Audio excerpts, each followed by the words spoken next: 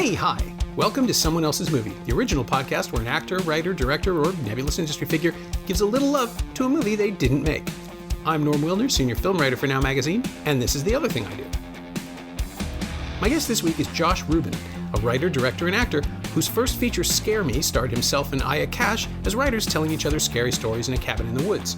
It's just a great big bag of horror nerd fun, and now he's followed it up with another great take on genre tropes, Werewolves Within, which takes the Ubisoft computer game and turns it into a mashup of The Beast Must Die and Knives Out. It stars Sam Richardson, Milana Weintraub, Michaela Watkins, Harvey Guillen, friend of the show, and a lot more really entertaining people, and it's in theaters now, where theaters are operating, and available this Friday, July 2nd on IFC Unlimited and Apple TV. It's an awful lot of fun, and you should see it. Josh picked Clive Barker's Nightbreed, the author-turned-filmmaker's 1990 tale of a man who thinks he's a serial killer and flees to a place called Midian, where he discovers an ancient society of monsters in hiding. Craig Sheffer is the tortured hero, Boone, Anne Bobby is Laurie, his understandably confused lover, and of course, David Cronenberg is Dr. Decker, the murderous psychotherapist who's been setting Boone up to take the blame for his own horrific crimes. Also, there are monsters. A lot of monsters. But they're the good guys, so it's okay. This is someone else's movie. I feel like we don't talk enough about Nightbreed. I feel like I don't talk enough about the swimmy feelings I got as a child watching it. Well, that is the first place to start, right? Like, logically, I was 22 when it came out, 21. Saw it in a theater and I think I was at a press screening. No, there may not have been a press screening because that was one of those problematic movies that Fox ultimately just dumped, and we'll get into that whole story. But when would you have seen it? How did you come to it? Okay, I was born in 83. I'm 37. And I definitely saw it before, I want to say before 1994 or by 1994, because I was so I was 11 or 12 when I saw Nightbreed, and only today or recently do I really understand or know who Clive Barker. I mean, I've known his name, but who he really is, right? Just as like a queer horror mastermind. And so it was interesting thinking about it. Whenever I thought about this movie, I thought, wow, how tonally dreadful and how ethereal, and the imagery. When I was a kid, I had a treehouse, and the treehouse spilled onto miles and miles of marsh. And I always kind of thought my backyard was like, I always just kind of pictured it was Midian in a way. And then I watched it recently. I was like, my God, it's so delightfully queer. Yeah. And as a pretty straight, white average male, I think it gave me the swimmies. You know what I mean? I think as an 11-year-old kid, when you don't quite know like what your sexuality is, I think it had kind of a profound effect on me. You have creatures and genders of every shape and size, like living together and like sensual with each other and affectionate with each other. And then you've got like the cops who are homophobic, but also so clearly, so clearly touchy-feely, and sexually repressed in such an overt way. It was just what a bizarre thing. Anyway, I'm thrilled that Shudder put it out so that I could rewatch it so recently and go, holy shit, I can't believe I watched this so young. It's probably why I can't not look at men who run by and look great in their, shirtless. But yeah, I think it affected me profoundly. Yeah. I actually met Barker in 87, I guess. And he wasn't openly gay to my knowledge. And he was writing these aggressively heterosexual horror stories, right? But if you read the books of blood, there's a transgender story, sort of, with a curse, and there's the eroticism of the Hellbound Heart, which became Hellraiser, where Frank is kind of an omnisexual, and he came to Toronto to screen the unrated version of Hellraiser, which was, I think they cut either 20 or 40 seconds out of the film for Ontario, and it was a really big deal. You couldn't, our censorship laws were so draconian at the time that you could not physically possess the cut footage. David Cronenberg had to store the Brood in Quebec to keep it intact because he made it here. They ordered a couple of shots cut, and had to be destroyed. So Rob Salem and Julian Grant, who were running the B Festival, arranged for him to bring in the New World print from the States. And all it is the shot of the skinned rat in Hellraiser when Frank holds up the rat. Yeah. But it was the first time I really understood how even a single shot will change the context of an entire story, because without it, he comes up to the edge of the bed and he backs away. There's no message. He chooses to show mercy, but what it is a threat that we don't see. And so we got to, like, Barker came over and I was covering the festival. So I ended up hanging out with him in the bar across the road. Wow. And just a lovely guy. And he kept saying that there's stuff that he can't do yet. And I had no idea what he meant. And I thought it was the technology. And then I saw Nightbreed and it's like, no, he can do whatever he wants. And I think by the time Lord of Illusions came out, there was more of a context for the imagery. And like, there's a lot of BDSM imagery flying around in there. Yeah. And so suddenly it all made sense. Also, he was wearing, now I realize when he was here in 87, he was wearing a black leather jacket, a white t-shirt and jeans, and he was dressed like Boone. Yeah. Right. Yeah. So he clearly had a look. Yeah. But yeah, seeing Nightbreed theatrically in 90, it was an experience of being with an audience that really wanted to connect to it and couldn't, because I don't know if you remember the theatrical version, it's just an hour of monsters running around. All the texture is gone. I think that's what I'm pretty sure that's what I grew up on. It was Sure, yeah. You know, the pomp and circumstance, the color, and lizard brain synapse firing of a serial killer, a regular guy, you know, on his motorcycle with his girl, kind of a vibe, and then monsters. But it's still, I mean, there was still a very, I guess, looking back on it from what I remember of it, I mean, just by nature of the creatures and of the physical sort of, I want to say scars, but of the physical traits of all of them, there was something so delicate, human, and broken about them, but also beautiful. And there was a sensuality to it. But I definitely, you still can't, just by nature of the production design and the creature design, you can't get around Barker's stink. I mean, it stinks of him, but it's a shame that it was put through the shredder in that way. Because I think now that I'm realizing what the full history of it is, and having watched the true director's cut, you know, not but 3 weeks ago when it dropped on Shudder, now I understand. I didn't get the full, you know, the full experience, and I'm God, what a thrill that it exists and that it's unearthed. I was kind of wondering if maybe the cut version played better for younger audiences, like you just overwhelmed by the imagery and left to sort it out yourself. I guess so. I mean, I can't remember much of the plot, but then again, I was, 11 or 12 and did just enjoy. And I did frequently watch it, whether I had rented the movie or whether it was on HBO or Cinemax as a kid. And Right. I'd kind of rewatch again and again. But I don't remember much of the plot other than, he dies, he goes to this place, there are external threats, and then they come to kind of, take them out. In retrospect, I don't think we had the happy ending with Aaron and Laurie, with Boone and Laurie in front of Midian. I think it just kind of ended. I don't know. Anyway, I'd be curious to look at them, back to back. But just like with all of Barker's stuff, Lord of Illusions, In the Mouth of Madness, you do need like a cold shower and a long break. You can't do a bunch of I can't do a bunch of Barker back to back. Just also, I can't do, a bunch of Eli Roth back to back, not to really compare them. But, I'd be curious to see what that version was. Yeah, it's a mess. Like, it's just, yeah, it's weird. I watched it again. I can't remember maybe when the DVD came out, if that's possible, but the old cut, and it's just,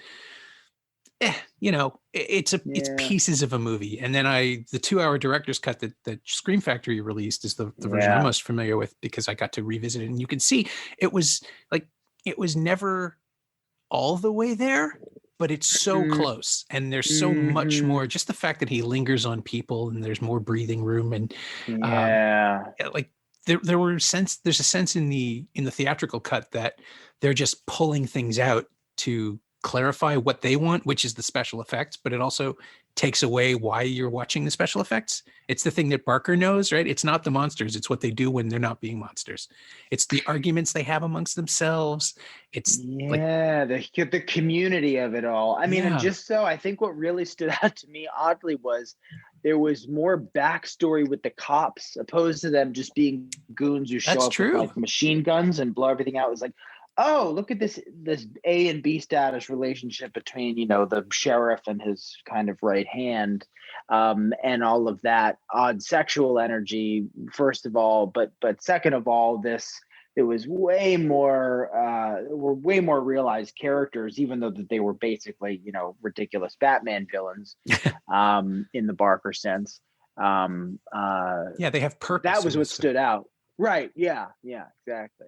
Yeah, and the priest too. I barely remember the priest from the theatrical. Yeah, exactly. Yes, I. That's exactly right. He was, truly a full character. My God, he's like the most Barker character of all of them too. I realized watching the 2-hour cut again just the other night. It's like, oh no, that's like there's so much of Barker in there. It's the person who wants to see more but can't handle it. I don't think it's Barker himself, but I think it's his favorite kind of character to write.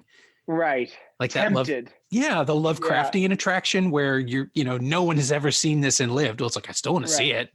Yeah. Right. Exactly. Yeah. It's a colorful one, man. I'm glad it exists. I wonder what that process was to have your movie butchered that many years ago when it comes out, and God knows, what happened. And if I were Barker, I'd be like, well, hell, do I embark in movies following and go through with, like, did he have more or less control after the fact? It was amazing he got these movies made in the first place, but did he go back in the edit room years later? I'm curious about the kind of oral history of it all, like what that process was for him to go like, oh, I'm going to revisit all this footage, or was it what it originally was, that was originally locked away and originally preserved and now newly released? From what I understand, his first cut of the film was 2 3/4 hours. The 2-hour version is what they delivered to Morgan Creek contractually, and then Morgan Creek said, no, we want it even shorter, and they just lopped out even more stuff. So the cuts that have been made to the 2-hour version, there's some rushed introductions, and it moves really quickly. I was surprised how quickly, like, I don't remember Boone getting to Midian that fast, but obviously he did. Very fast. It's first act stuff.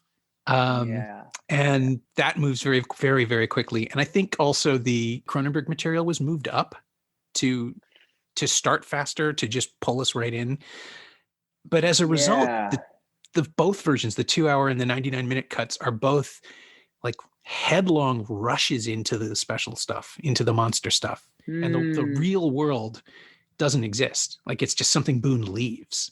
Right. It's the bar, the police station, and the jail cell, and then you're just kind of in it, which I appreciate. I'll say I certainly didn't know who Cronenberg was eons ago, but I remember as a kid even being fascinated by that character and not even knowing necessarily what a psychologist was, or that relationship, this therapist relationship. So it's like, is he, look, just watching it now, I still didn't quite wrap my head around the plot, their kind of backstory. It's like, was he such a volatile, dangerous guy that, he was assigned a therapist, and this evil character put himself in this position of authority so that he could manipulate these killers to do and copycat their murders to scratch the serial killer itch. But anyway, I really loved, now as an adult man, knowing who Cronenberg is, knowing that Possessor is out,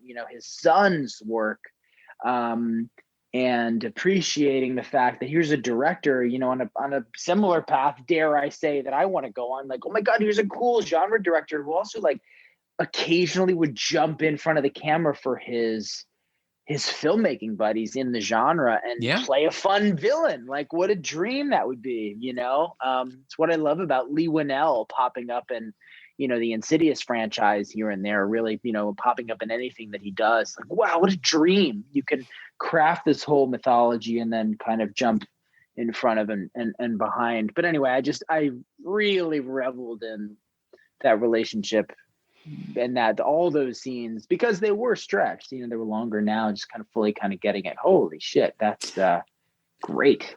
Yeah. Seeing that film in Toronto, seeing Cronenberg appear, that's a different response. The whole room is sort of giggling from the second you see him. Yeah. But it's also, it's so clear that he's enjoying himself. Like the little bits of body English he puts on his dialogue without moving his body, like his stillness becomes a running gag, the way he's just always like ramrod straight. And I assume it's just so because he's trying not to give anything away, or this being a Clive Barker film, he probably just has a raging erection to murder people. Right. He's afraid of giving that away. Yeah. But that lovely little moment of there will be more killings, I promise. Like, that's just so much fun. I just kind of just slipping in a quick murder in a cop car, like daring himself to do that while the cops are rushing Midian. Anyway, it was that's right. It was just so fun to revisit. It's got this weird place in horror history where it basically disappeared for 15 years, right? Like it was just gone. Yeah. Barker kind of disowned it publicly. Like I think it hurt him to do it, but there was definitely a sense when it happened that this wasn't his movie and something had gone terribly wrong, and he stepped away. And it was 5 or 6 years before Lord of Illusions, and he was just off writing because he was doing that too. Like he was churning out these gigantic books, deep mythological everythings, and then to see it come back and realize like there's no digital trickery. He didn't sweeten it on the return. He just rebuilt the thing that was his. Feel like there's a kind of dignity in that in a weird way. Yeah. It's very cool. It's not, egoistic. It's just, here's what it was originally intended to be. I mean, he didn't add ET and spruce up the CGI in the spaceships, Yeah, exactly. Not that that would be a good idea for anyone to do. Right. No, please don't do that. Yeah. So George, was it always a part of your development? Did you keep revisiting it, or was it replaced by other things, or?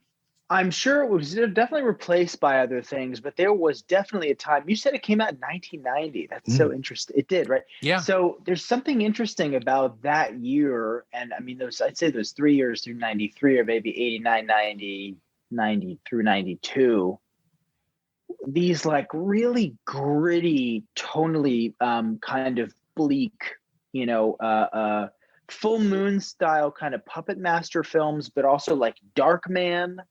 Yeah. And also Nightbreed. I'm obsessed with Darkman, newly obsessed with Darkman. But there was something about 1990, I guess, where as I'm coming into my passion for comic books, I think set off by my love for Batman. He's my first superhero love. So I didn't start with colorful, bright Superman. I started with Batman. Anything that resembled him, then into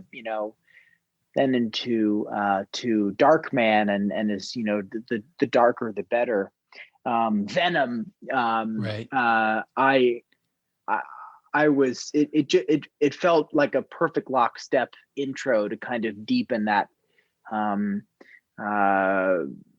that material, darker, explore darker material, and just kind of, stumbling on Nightbreed. I think I can't remember if I got the VHS or stumbled it, upon it, via cable or whatever. But when it was available, whether it was a constant VHS rental or always on TV, but I do remember a period of, I'm sure it was, the early 90s, it was, where I'd watch it extremely frequently, and it became a big part of like my everyday imagination. It was like, I didn't have a lot of friends. It was a chubby little kid, running around my house with a cap gun, pretending to either shoot monsters or be out in the clubhouse, or looking out into the woods and picturing like, I have monster friends out here.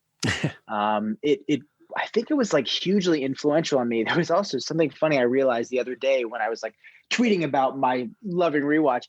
I definitely, not only was I the kid whose parents let him have cap guns because he loved, RoboCop, and I don't know, it was just loved cap guns and toys before, poor kids would get shot at for having them on them, and you had to, color them neon green.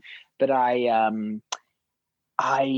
also had a bunch of like toy knives and like all kinds of like little props and things. And so I definitely, having watched Cronenberg's character, packed up not only a few real kitchen knives, but my toy knives, and put them in like a little briefcase or like Fisher Price toolbox, like acting like the psychotherapist from Nightbreed, and walking around the house. I remember my plastic toolbox couldn't withstand the weight of it, and that they spilled it on the floor. Thank God I didn't cut my foot off. But if I saw my kid like reenacting Cronenberg, I don't know if I'd be down, be like stoked or be terrified. But it was a major influence in all the ways. And so I think it probably got replaced by I don't know. By the mid 90s, I was probably enjoying, the early Robin Williams stuff, and going into lighter fare, and realizing some, my love for the older classics as I got a little older. Cuckoo's Nest, anything that was like more colorful but somehow bearably digestible for a young kid.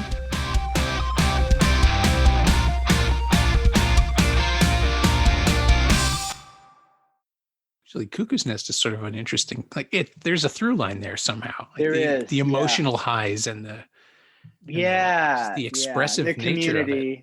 Right. Yeah. It's just as colorful. They could be in the same, it's the same personalities, there was just no ratchet to pull them back. Yeah. But it was hugely influential. I think to this day, I yearn for the urgency in a plot that I could explore as a director that warranted, something as colorful as a bunch of monsters that live under a graveyard that are in danger from this entity, where there's also a serial killer, where there's also this kind of lead who sort of becomes a beast, an excuse to throw in, everything but the kitchen sink into some idea or some concept or some execution. I think, again, Nightbreed, it lit that fire in me. It's what I love about, there's very few movies that can do it now, but one of the things I love about like 10 Cloverfield Lane is not only a bunker paranoia movie, but also a serial killer cat and mouse movie, but also an alien invasion movie with this incredible action sequence in the end. And the allusion to a greater cosmic superhero rising in her like yellow and red duck, rain slicker, vinyl costume. So, I admire, and I'm crazy envious of any concept that can throw in multiple ideas, multiple villains, multiple production and design elements. Spaceships and tornadoes, if you can like combine some great, with a serial killer in the midst, if you can combine all the things, I think it was all inspired by watching this movie and Nightbreed. That was just like all the things I loved as a kid, monsters and the like, but there was an urgency to it. He was really saying something. Yeah. I wonder if that's what it is. It's like the mashup thing that lets you sneak in something more meaningful, right? Because you're giving people something they already think they recognize, and then you just thread in something else. I mean, Scare Me does that too. It's not what it's about, right? Like it is about something very specific, but it's up to us to figure that out through the stories and through who's in charge and who's feeling menaced and the power dynamics at play. And Nightbreed is in a way a story about a guy finding his people and leaving his old self behind and coming out in a new form. Although he still gets to be like, if like, I'm trying to figure it out, because I also am the middle-aged straight man who shouldn't be psychoanalyzing Clive Barker, but then again, I've spent 30 years reading him, and there's something about like the fact that Boone and Laurie stay together even after he's embraced, and then he makes her like him, that felt like a dodge in a way to keep Boone from fully entering Midian and becoming who he's supposed to be. Like he grounds himself in his old life by bringing his girlfriend along. But didn't she die and then kind of join him? She kills herself so that he will, or she mortally wounds herself so that he'll bring her back. Right. But So to do it's that, he almost has like to. she made the jump. Oh, okay. Yeah. Right. She gives him no choice. Yeah. So maybe he would have stayed, with his new community, as it were. Yeah. But it's a really weird story because it sort of reads as coming out and then it just refuses to in the end. It reestablishes, God help me, this is so pretentious. It reestablishes this heteronormative relationship that defines Boone, even though now he's got a new name and but he's also kind of dressed like a leather daddy. Like there's that thing never goes away. Yeah. It's always there. And yeah, I'd love to talk to Barker about it now and see, how he might rework it. I mean, it's where apparently there's a Hellraiser remake working out there somewhere. I refuse to accept it. I mean, I'm sure it's possible, but isn't it David Gordon Green, or am I crazy? Is he actually doing it? No, it couldn't be David Gordon Green. He's so immersed. I don't. It's something. It's somebody's actually like an auteur is working on it. Yeah, someone we would recognize. Oh wow. Oh wait, I bet we can. Yeah. I was going to say I can look it up. It's Hellraiser HBO. It is David Gordon Green. I was right. Huh. No shit. Yeah. It's Nobody David Gordon tells Green. me anything. I mean, I really liked what he did with Halloween, so I guess I have to give him the benefit of the doubt, but. And the Nightbreed. Why would you even? It's Nightbreed reboot is. Okay. This is cool. So that's Mike Daughtry. Oh, really? Yeah. Or Doherty. Who did Doherty, who did Trick or Treat and Krampus and Godzilla, yeah. Yeah, and I think Michael is gay. I don't want to speak out of turn, but I think he is. I think he's queer and taking on Nightbreed as and I think it's for Sci-Fi as a TV series. Yeah. I guess. There's so okay, yeah. Actually, you know what? If you're going to remake Nightbreed, television would actually work in this case. Yeah, I mean, there's all the different characters and backgrounds and former lives, and you could kind of pull your 6 feet under that leads to their demise to get them there and the like. It could be really interesting. Yeah, and you've got is it Andy Machete doing? He's helming The Howling. There's a Howling. Yeah. Oh my God! So. Everything I watched as a teenager is going to come back. I know. Bother me. The only thing we need is Pumpkinhead, which there was a rumor at some point, and if I can just shotgun Darkman, that's all I care about. I know it's different territory, but. Oh no, you could totally make Darkman work now. Like Darkman is maybe the one property from the '90s that updates almost painlessly, because every objection. I think about this every now and then. Every objection you could have about bringing a past property into the present. Darkman, because of the concept, you could still get away with it. Cell phones aren't a problem. Computers aren't a problem. Facial recognition is useless. Like all the obstacles are gone, or rather, they're still there, and they could work. Right, and I mean, all of the wonderful allegory about appearances and beauty culture and the like, but also isolation and anger, and brutal anger in the face of ostensibly endless, relentless, stupid levels of evil. Where it feels totally futile to combat in any other way than like breaking bones and lobbing people off of skyscrapers, which is what Darkman was. He was operating purely out of like traumatized id anger. And which is how I think a lot of us have felt being at home for a year and having all these restrictions and not seeing our friends and not having normalcy and banging our head against the wall. So I think it's time. Uncontrollable rage. I get it. I feel it. I would watch that. Yeah. Who would you cast? Would you who's your dream Darkman? I think if it were the way I'd want to do it, a reboot that maybe wasn't an origin story, but came at it from a nice, unique perspective, and not necessarily took place in the 90s, I'll say. I think, after Pedro Pascal has been unavailable, I'd probably go to someone like Lee Pace, who is known for these kind of muted, sort of tempered characters. But I think to see him play big and angry, but also kind of tortured, could be kind of wonderful. I think he would be great. Maybe it's just because we were talking about it, and I'm perfectly happy to cut all of this if you want to keep it. Oh no, for yourself. No, but it's great. Maybe it's because we were talking about him before, but I was thinking about Thomas Middleditch for some reason. Oh my God, because you wouldn't buy it, right? Like you'd have to fight for it. He'd have to really convince you. But I think he'd be right. It'd be like the fight for Michael Keaton's casting, wouldn't it? Wouldn't that be the wonderful surprise? Kind of squirrely intensity.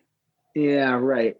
Which is why another Halt and Catch Fire. Was it Scoot McNairy? Oh, McNairy'd be good. Cast member came to me. Yeah.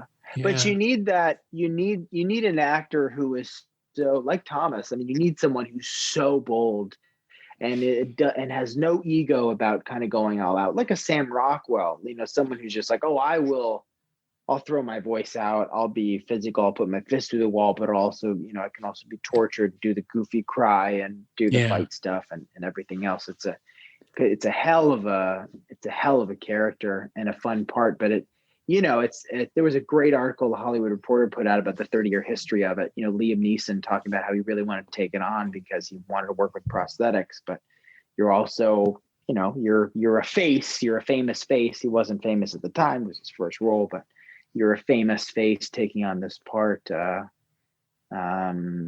prosthetics. You're working in heavy makeup. That's hours and hours of your day in the chair.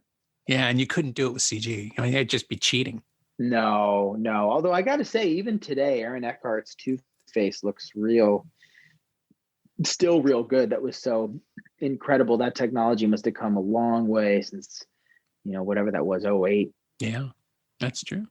13 years later. But I would want the actor to have the makeup on. It's like to come back to Nightbreed. Like you need to see these people in these suits. The weight of it. Yeah, and by nature of the skin melting off the face and everything else. So that's also a wonderful thing about roping it back to Nightbreed. I wish I had the makeup artist's name off the top of the dome, but the creature design and the practical effects, just a practical effects, just like smorgasbord, right? It's it was it's imaginary concepts, right?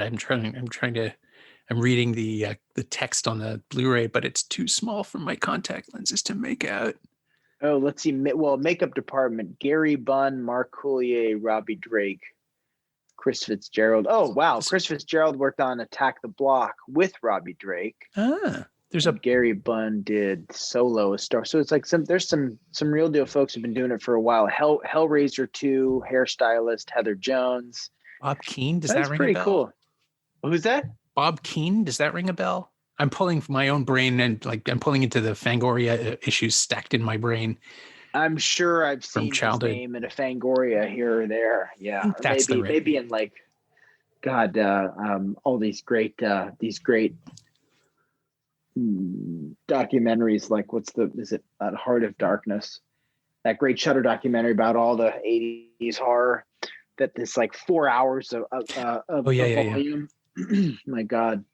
Yeah, Shudder has been endless fun. Shudder's been an absolute boon, hasn't it? It's so great to go through the tiles and see all the things I remember watching on VHS and kind of figure out what would they look like if you could actually see the effects without the noise from the video and return to them. It's just growing up as a horror kid, it was really nice to see the boom of all this stuff coming back again. And if the remakes are the price we have to pay for the originals resurfacing, I guess it's worth it. But every now and then, like a Darkman remake could be a lot of fun.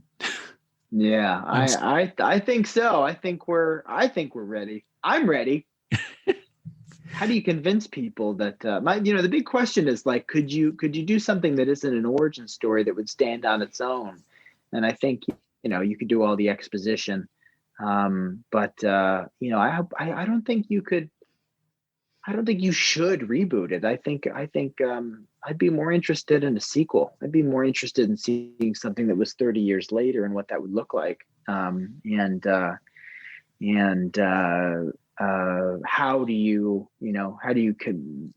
you proceed and convince convince the fans of it all to come out for something. It's, it's an obscure superhero. It'd be like, it'd be like making a Phantom movie or The Shadow, but right. making, the Shadow. It's like, oh, like, yeah, we kind of remember, but not as much as like Captain America. Yeah. You'd almost have to get away with it. You'd almost have to do what Shyamalan did in Split, right? Like have him be part of the movie, but only reveal it at the very end. Yeah, and, right. The 13% of the audience that knows who that is will go apeshit, and everybody else will be like, "Yeah, that was a pretty good movie. What do you mean? There's another one?" Yeah, well, that's the thing is like, what happened with people who watched Split who didn't know what Unbreakable was? There was a lot of confusion in my theater. Right? Yeah, people were just like, "Oh, I guess the movie's over," and then it was like scattered throughout the theater were Diet Coke 2-liter bottles with Mentos in them, and they all went at the same time. But they were, like there was one in every 50 seats.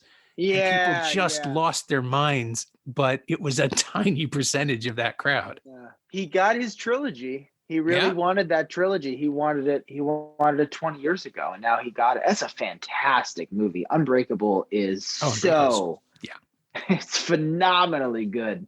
I mean, Split was pretty good too. It's problematic for the mental illness community, but it's a very well made, contained film for sure. My God, James McAvoy's so great in it. But yeah, it's just so funny to think about the everyone who was left out.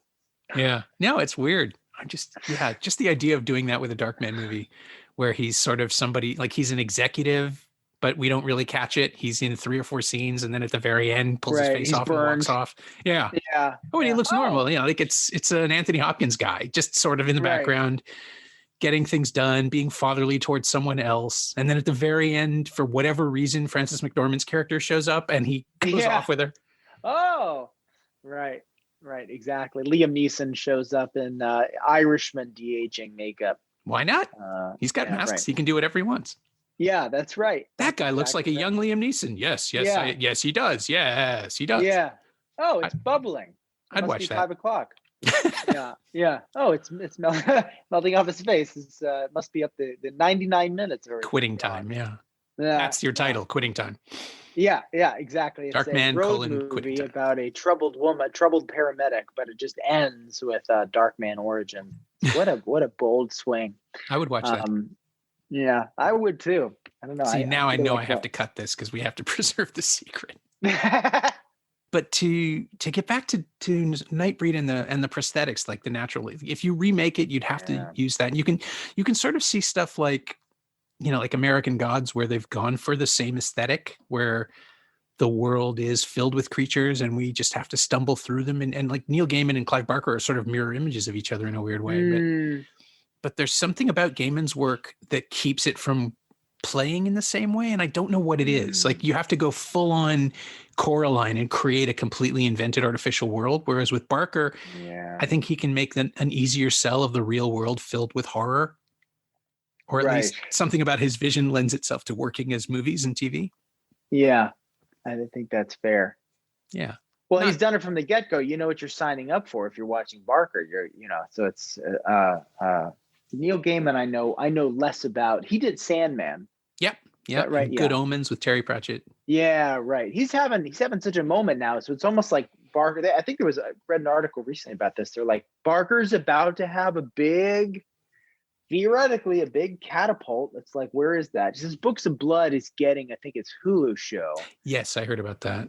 Okay, so yeah, but there's this this mine of Barker material. There's one story is fascinating. Even I barely know anything about the premise, but Ecto Kid. There's like a kid who is like sort of a superhero, but he can, I assume, navigate, the real world and the underworld, and he's, half ghost, half human or something to that effect. And I thought, wow, what cool color. I think that was Barker. I'm almost positive. And that's just one of his many, one of the many characters in the many worlds in his genius brain. So I hope he has his moment the way that Stephen King does, just like I think that Nathan Ballengred is due his day as well. Another author who I absolutely love. This guy wrote, Hulu did a show called Monsterland based on his book. Oh, okay. North American Lake Monsters. But I think everything I read of his just knocks knocks me out of my shoes. But I'm eager to see if Barker's going to have his his moment. I assume with HBO taking on Hellraiser, if David Gordon Green, if that's a real thing, and be pretty fascinating. Yeah, I'm in, I guess, hesitantly, because the original is just such a special place in my heart. But then they made 7 or 8 sequels, which, let's see what happens if someone really gets back to the material. Same with Halloween, right? That you can actually. I was like, exactly. That's exactly right. I think I was like 1 week ago, years old, when I realized that Scott Derrickson directed one of those like Hellraiser sequels into the 6s or 7s. Was it Inferno? Because that's the only good one. I wouldn't be surprised if it was his. I think it is. And he, he's got great stuff going now. What a cool genre career. I'm double checking this because I'm pretty sure. And I wouldn't, because I wouldn't have known who he was. Yep, it was Inferno. It's the one I like. Yeah. So what was that? 5, 6, 7? I think it was 6. But you know who starred in that, right? Craig Sheffer. Who? Oh, really? Boone himself, yeah.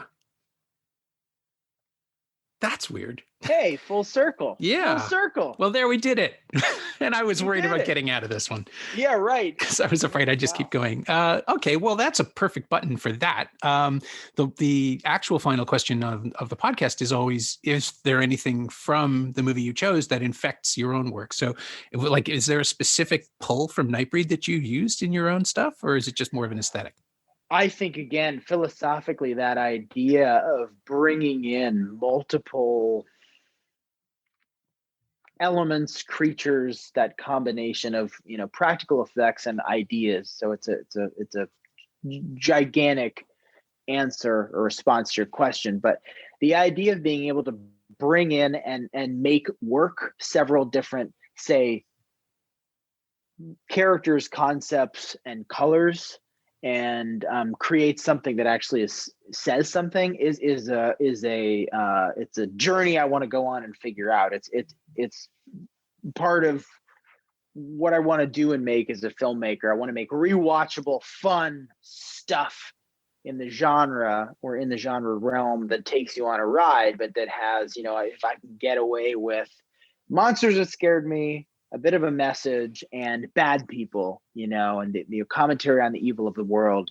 So I think I ultimately took a lot from Nightbreed, also with, again, my love of practical effects and practical makeup effects and creature effects. My time even at College Humor making, videos for the internet, I still pushed to do stuff where I wore prosthetics. In another world, I'm Doug Jones. I love his career. That is Guillermo's go-to creature performer. Am I wrong? Oh, yeah. Yeah, he's in almost everything, and he's here all the time in Toronto for Discovery for Star Trek. Yeah, right. Yeah, there you go. I have to chase him down. Yeah, he sounds like a lovely, lovely dude. But anyhow, yeah, I think that's I think Nightbreed gave me everything. I think it gave me everything. I think I took everything from Nightbreed. I've learned quite a bit. Well, thank you, Mr. Barker. My thanks to Josh Ruben, whose new movie Werewolves Within is in theaters right now and arriving on IFC Unlimited and Apple TV this Friday, July 2nd. If you like Scare Me, you're really going to like Werewolves Within. Thanks also to Kyla Heyer. She knows what she did. You can find Josh on Twitter at Josh Ruben, all one word, and you can find Clive Barker's Nightbreed on Blu-ray and DVD from Shout Factory and streaming on Shudder and Hoopla. Also, it turns out that Hellraiser reboot is now in the hands of David Bruckner, who made The Signal and The Ritual, so give it a year. As always, you can find me on Twitter at Norm Wilner and elsewhere on the internet at nowtoronto.com, where I host the Now What podcast and write the weekly Now Streaming newsletter. And I also write about movies, regular style. You can find this podcast on Twitter at Semcast, SEMcast, and on the web at someoneelsesmovie.com. Our theme song is by The Last Year. If you like it, or the show in general, please say so. Leave a review on Apple Podcasts or Google Podcasts or wherever you've been enjoying us. Every little bit helps. It truly does. And check out the other shows on the Frequency Podcast Network while you're there. Stay home, watch movies, wear a mask if you go out, get your shot when you can. Happy Canada Day, happy 4th of July. Have a nice weekend. I'll see you next time.